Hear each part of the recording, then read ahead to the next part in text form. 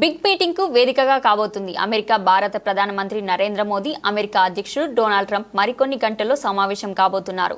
ఒకరినొకరు ఫ్రెండ్ అని ఆప్యాయంగా పిలుచుకునే ఈ ఇద్దరి మీటింగ్ పై సర్వత్రా ఆసక్తి నెలకొంది.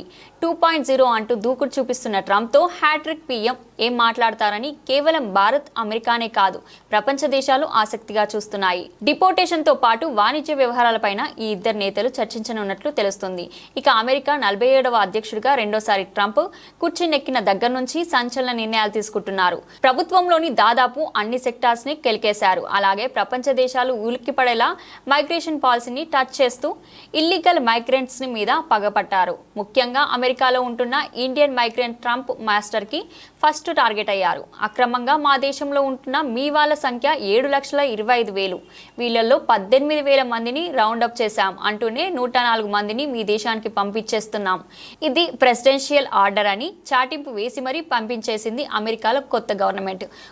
ఒకరి మీద 4 లక్షలు ఖర్చు పెట్టి మిలిటరీ విమానం ఎక్కించి టెక్సస్ నుంచి అమృతసర్కి డిపోర్ట్ చేసింది. దీన్ని బట్టే అర్థమవుతుంది మనోళ్ళ మీద ట్రంప్ సార్ ఎంత సీరియస్ గా ఉన్నారో. ఇటు వీసా రూల్స్ ను కఠినంగా మార్చే పనిలో పడ్డారు ట్రంప్. H-1B వీసాలపై ప్రత్యేక దృష్టి సారించిన ఆయన నిబంధనలు మరింత కఠినతరం చేస్తూ ఇప్పటికే ఉత్తర్వులు జారీ చేశారు. H-1B వీసా భారీ వేతనాలు ఉన్న వాళ్లకు మాత్రమే ఇవ్వాలని, అది కూడా ఏడాదికి 75,000కు మాత్రమే పర్మిట్ చేయాలంటూ సెంటర్ ఫర్ ఇమిగ్రేషన్ స్టడీ నుంచి ట్రంప్ ప్రభుత్వానికి ప్రతిపాదనలు వెళ్లాయి.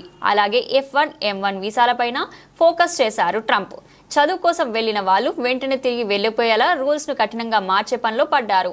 అలాగే భారత్ కు అమెరికా అతిపెద్ద వాణిజ్య భాగస్వామిగా ఉంది. 2023-24లో ఇరు దేశాల మధ్య $118 బిలియన్ విలువైన వాణిజ్యం జరిగింది. ఇందులో భారత్ కు అమెరికా దిగుమతుల కంటే అమెరికాకు భారత్ ఎగుమతులే $32 బిలియన్ ఎక్కువగా ఉన్నాయి.